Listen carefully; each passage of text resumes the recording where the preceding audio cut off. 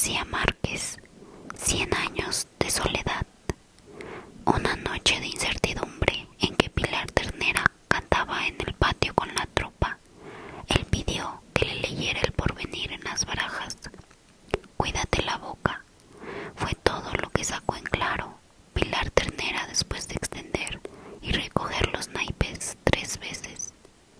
No sé lo que quiere decir, pero la señal es muy clara. Cuídate la boca. 2 días después, alguien le dio a una ordenanza un tazón de café sin azúcar, y el ordenanza se lo pasó a otro, y este a otro, hasta que llegó de mano en mano al despacho del coronel Aureliano Buendía. No había pedido café, pero ya que estaba ahí, el coronel se lo tomó. Tenía una carga de nuez vómica suficiente para matar un caballo. Cuando lo llevaron a su casa, estaba tieso y arqueado, y tenía la lengua partida entre los dientes. Úrsula se lo disputó a la muerte. Después de limpiarle el estómago con vomitivos, lo envolvió en frazadas calientes y le dio claras de huevo durante 2 días, hasta que el cuerpo estragado recobró la temperatura normal. Al 4.º día estaba fuera de peligro. Contra su voluntad, presionado por Úrsula y los oficiales, permaneció en la cama una semana más. Solo entonces supo que no habían quemado sus versos. No me quise precipitar, le explicó Úrsula. Aquella noche, cuando iba a prender el horno, me dije que era mejor esperar que trajeran el cadáver. En la neblina de la convalecencia, rodeado de las polvorientas muñecas de remedios, el coronel Aureliano Buendía evocó en la lectura de sus versos los instantes decisivos de su existencia. Volvió a escribir durante muchas horas, al margen de los sobresaltos de una guerra sin futuro. Resolvió en versos rimados sus experiencias a la orilla de la muerte. Entonces sus pensamientos se hicieron tan claros que pudo examinarlos al derecho y al revés. Una noche le preguntó al coronel Gerineldo Márquez: «Dime una cosa, compadre, ¿por qué estás peleando?». «¿Por qué ha de ser, compadre?», contestó el coronel Gerineldo Márquez, «por el gran partido liberal». «Dichoso tú que lo sabes», contestó él. «Yo, por mi parte, apenas ahora me doy cuenta que estoy peleando por orgullo». «Eso es malo», dijo el coronel Gerineldo Márquez. Al coronel Aureliano Buendía le divirtió su alarma. «Naturalmente», dijo, «pero en todo caso es mejor eso que no saber por qué se pelea». Lo miró a los ojos y agregó sonriendo: «¿O qué pelear como tú por algo que no significa nada para nadie?». Su orgullo le había impedido hacer contactos con los grupos armados del interior del país, mientras los dirigentes del partido no rectificaran en público su declaración de que era un bandolero. Sabía, sin embargo, que tan pronto como pusiera de lado esos escrúpulos, rompería el círculo vicioso de la guerra. La convalencia le permitió reflexionar. Entonces consiguió que Úrsula le diera el resto de la herencia enterrada y sus cantuosos ahorros. Nombró al coronel Gerineldo Márquez jefe civil y militar de Macondo y se fue a establecer contacto con los grupos rebeldes del interior. El coronel Gerineldo Márquez no solo era el hombre de más confianza del coronel Aureliano Buendía, sino que Úrsula lo recibía como un miembro de la familia, frágil, tímido, de una buena educación natural. Estaba, sin embargo, mejor constituido para la guerra que para el gobierno. Sus asesores políticos lo enredaban con facilidad en laberintos teóricos, pero consiguió imponer en Macondo el ambiente de paz rural con que soñaba el coronel.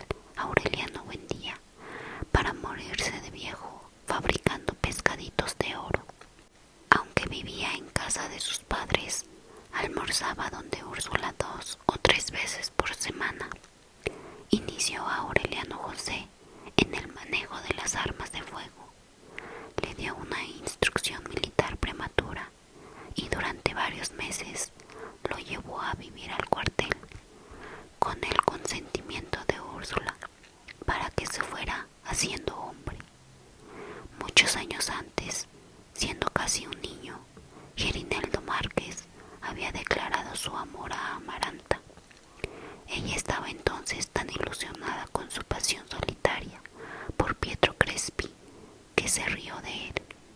Gerineldo Márquez esperó.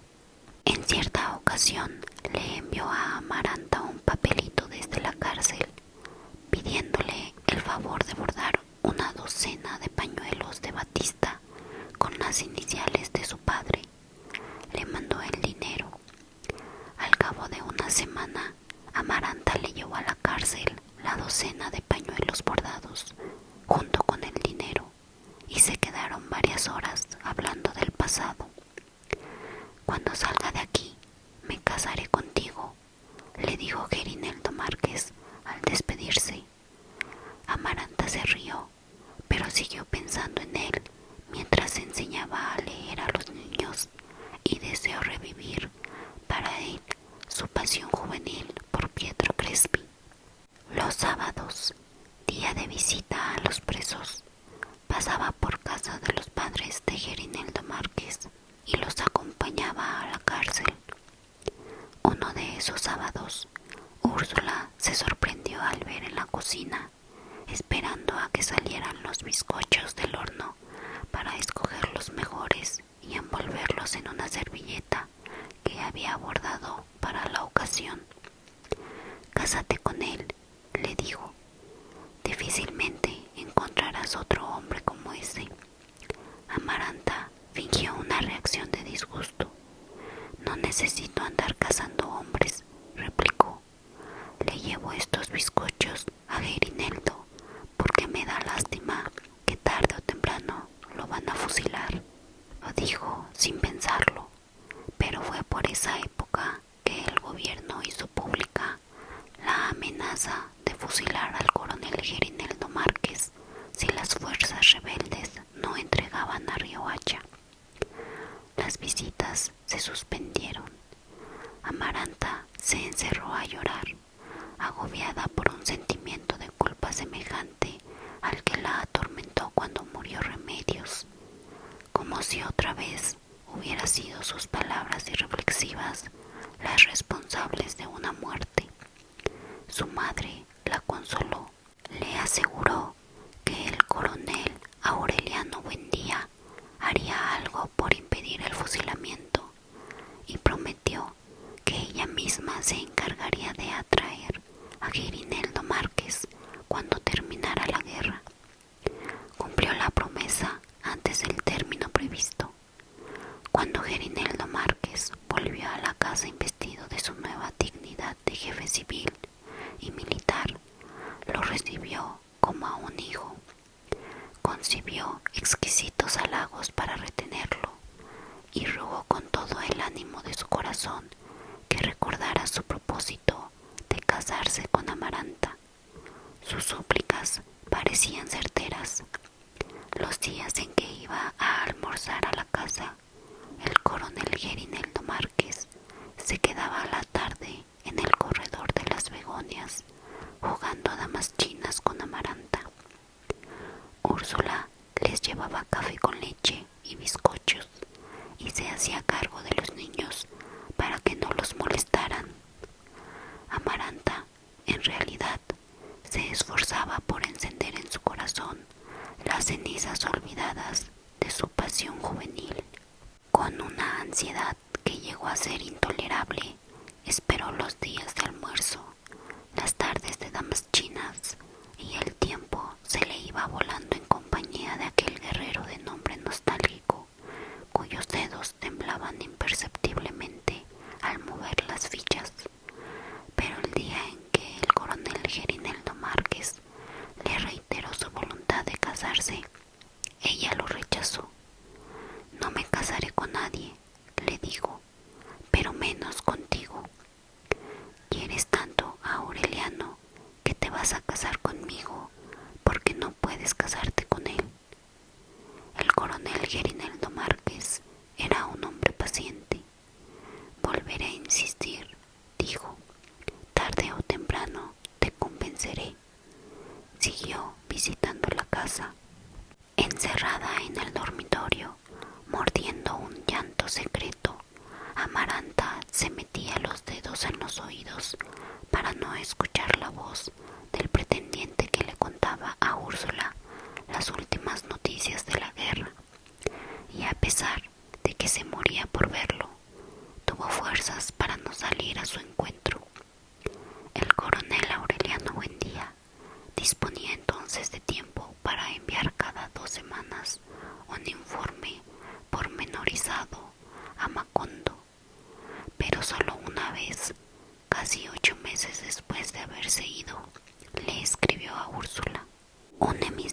especial llevó a la casa un sobre lacrado, dentro del cual había un papel escrito con la caligrafía preciosista del coronel: cuiden mucho a papá porque se va a morir. Úrsula se alarmó. Si Aureliano lo dice, Aureliano lo sabe, dijo, y pidió ayuda para llevar a José Arcadio Buendía a su dormitorio. No solo era tan pesado como siempre, sino que en su prolongada estancia bajo el castaño había desarrollado la facultad de aumentar de peso voluntariamente, hasta el punto de que 7 hombres no pudieron con él y tuvieron que llevarlo a rastras a la cama. Un tufo de hongos tiernos, de flor de palo, de antigua y reconcentrada intemperie, impregnó el aire del dormitorio cuando empezó a respirarlo el viejo colosal macerado por el sol y la lluvia. Al día siguiente no amaneció en la cama. Después de buscarlo por todos los cuartos, Úrsula lo encontró otra vez bajo el castaño.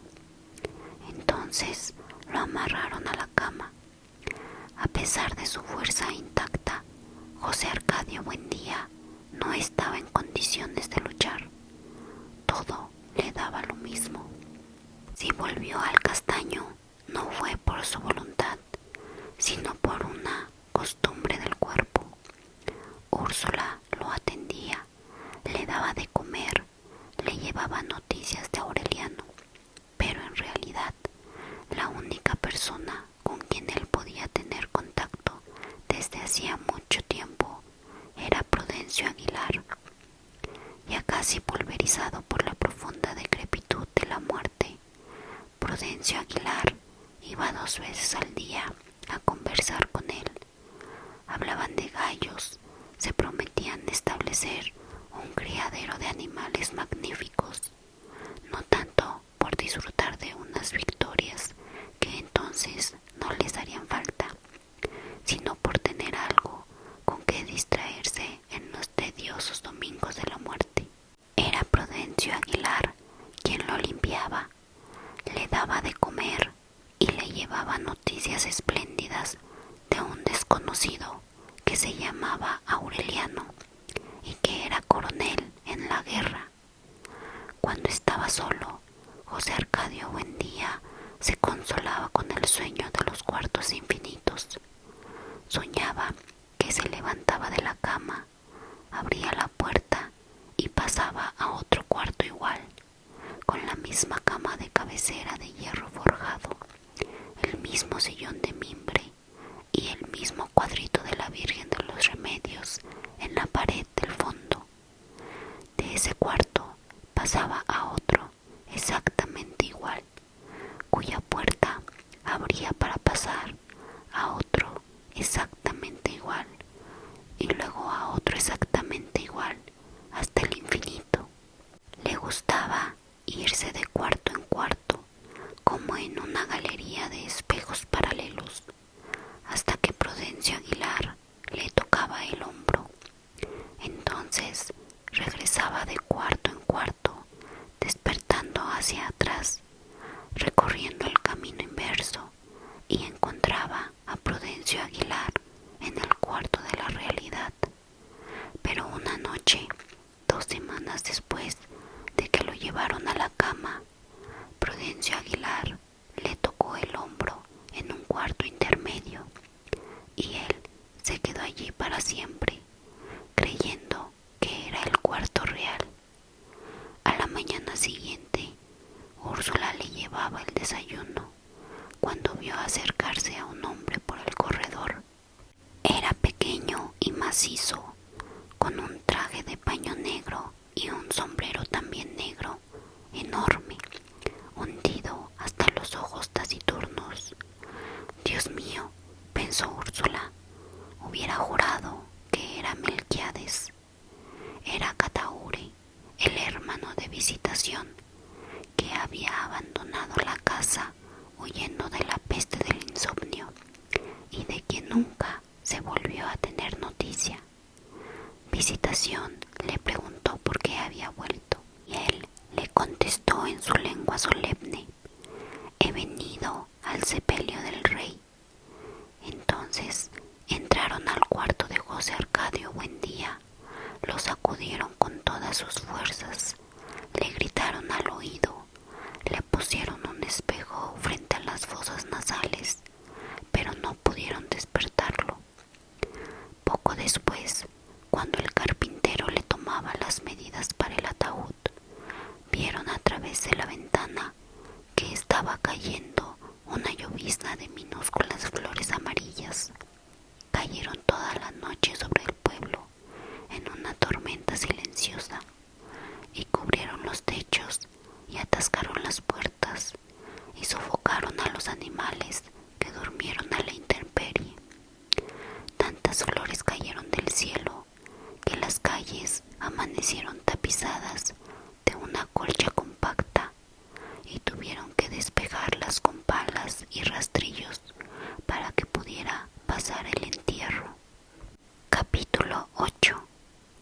Sentada en el mecedor de mimbre, con la labor interrumpida en el regazo, Amaranta contemplaba a Aureliano José con el mentón embadurnado de espuma, afilando la navaja barbera en la penca para afeitarse por primera vez. Se sangró las espinillas, se cortó el labio superior tratando de modelarse un bigote de pelusas rubias, y después de todo quedó igual que antes. Pero el laborioso proceso le dejó a Amaranta la impresión de que en aquel instante había empezado a envejecer. Estás idéntico a Aureliano cuando tenía tu edad, dijo. Ya eres un hombre. Lo era desde hacía mucho tiempo, desde el día ya lejano en que Amaranta creyó que aún era un niño y siguió desnudándose en el baño delante de él, como lo había hecho siempre, como se acostumbró a hacerlo desde que Pilar Ternera se lo entregó para que acabara de criarlo. La primera vez que él la vio, lo único que le llamó la atención fue la profunda depresión entre los senos. Era entonces tan inocente que preguntó qué le había pasado, y Amaranta fingió excavarse el pecho con la punta de los dedos y contestó: me sacaron tajadas y tajadas y tajadas. Tiempo después, cuando ella se restableció del suicidio de Pietro Crespi y volvió a bañarse con Aureliano José, este ya no se fijó en la depresión, sino que experimentó un estremecimiento desconocido ante la visión de los senos espléndidos de pezones morados. Siguió examinándola, descubriendo palmo a palmo el milagro de su intimidad, y sintió que su piel se erizaba en la contemplación, como se erizaba la piel de ella al contacto del agua. Desde muy niño tenía la costumbre de abandonar la hamaca para amanecer en la cama de Amaranta, cuyo contacto tenía la virtud de disipar el miedo a la oscuridad. Pero desde el día en que tuvo conciencia de su desnudez, no era el miedo a la oscuridad lo que lo impulsaba a meterse en su mosquitero, sino el anhelo de sentir la respiración tibia de Amaranta al amanecer. Una madrugada, por la época en que ella rechazó al coronel Girineldo Márquez, Aureliano José despertó con la sensación de que le faltaba el aire. Sintió los dedos de Amaranta como unos gusanitos calientes y ansiosos que buscaban su vientre. Fingiendo dormir, cambió de posición para eliminar toda dificultad, y entonces sintió la mano sin la venda negra buceando como un molusco ciego entre las algas de su ansiedad. Aunque aparentaron ignorar lo que ambos sabían y lo que cada uno sabía que el otro sabía, desde aquella noche quedaron macornados por una complicidad inviolable.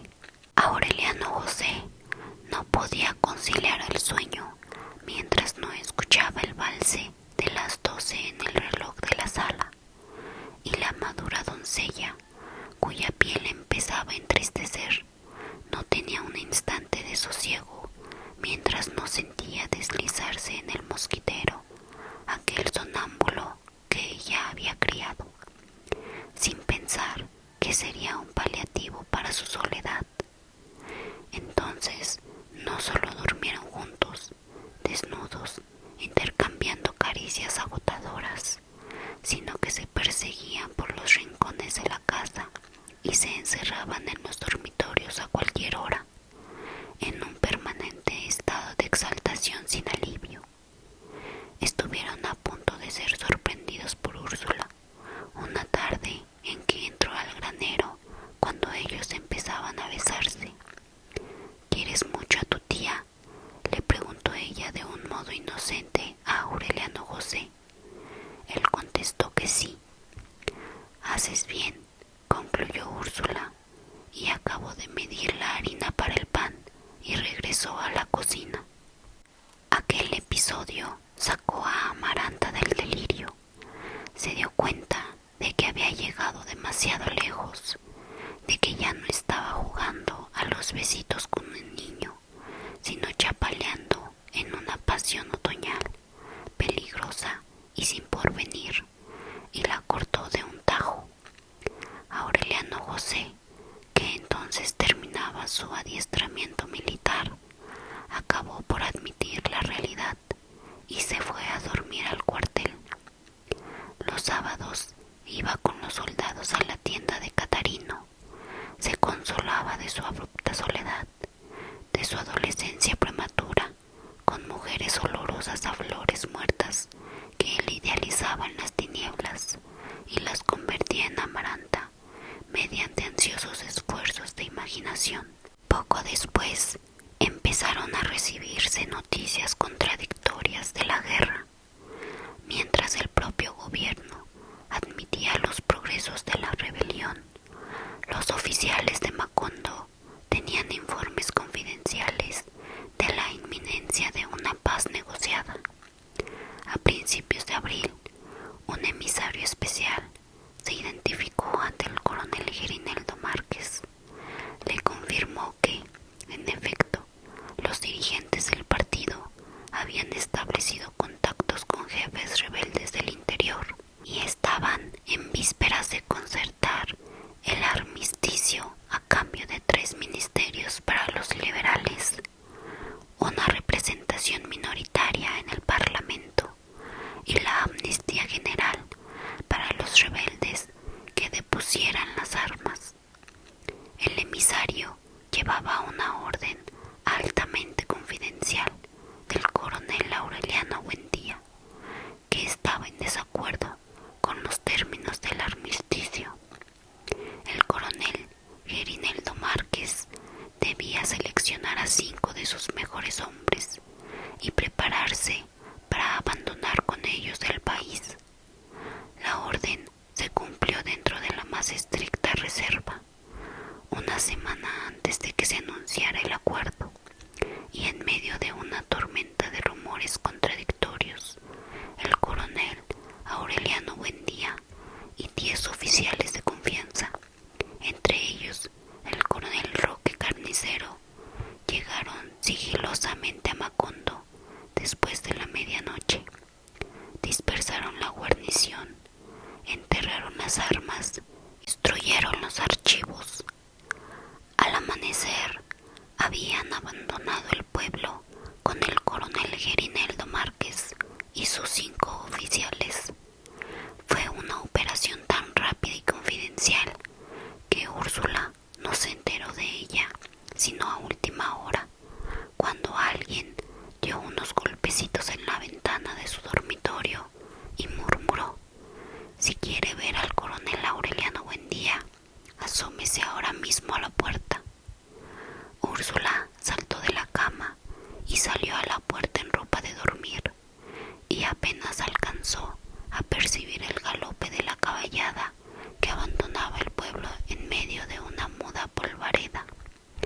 Solo al día siguiente se enteró de que Aureliano José se había ido con su padre. 10 días después de que un comunicado con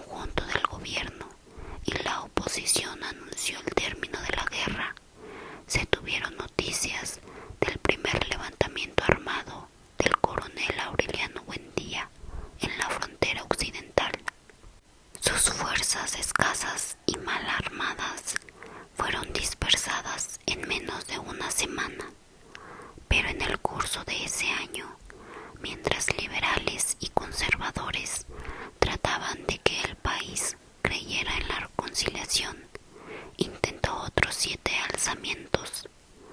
Una noche cañoneó a Riohacha desde una goleta y la guarnición sacó de sus camas y fusiló en represalia a los 14 liberales más conocidos de la población.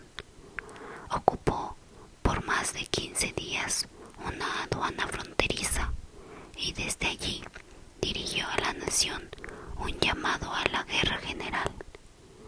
Otra de sus expediciones se perdió 3 meses en la selva, en una disparatada tentativa de atravesar más de 1500 kilómetros de territorios vírgenes para proclamar la guerra en los suburbios de la capital. En cierta ocasión estuvo a menos de 20 kilómetros de Macondo y fue obligado por las patrullas del gobierno a internarse en las montañas muy cerca de la región encantada, donde su padre encontró muchos años antes el fósil de un galeón español. Por esa época murió Visitación. Se dio el gusto de morirse de muerte natural, después de haber renunciado a un trono por temor al insomnio, y su última voluntad fue que desenterraran debajo de su cama el sueldo ahorrado en más de 20 años y se lo mandaran al coronel Aureliano Buendía para que siguiera la guerra. Pero Úrsula no se tomó el trabajo de sacar ese dinero, porque en aquellos días se rumoreaba que el coronel Aureliano Buendía había sido muerto en un desembarco cerca de la capital provincial. El anuncio oficial, el cuarto en menos de 2 años, fue tenido, por cierto, durante casi 6 meses, pues nada volvió a saberse de él. De pronto, cuando ya Úrsula y Amaranta habían superpuesto un nuevo luto a los anteriores, llegó una noticia insólita. El coronel Aureliano Buendía estaba vivo, pero aparentemente había desistido de hostigar al gobierno de su país y se había sumado al federalismo triunfante en otras repúblicas del Caribe.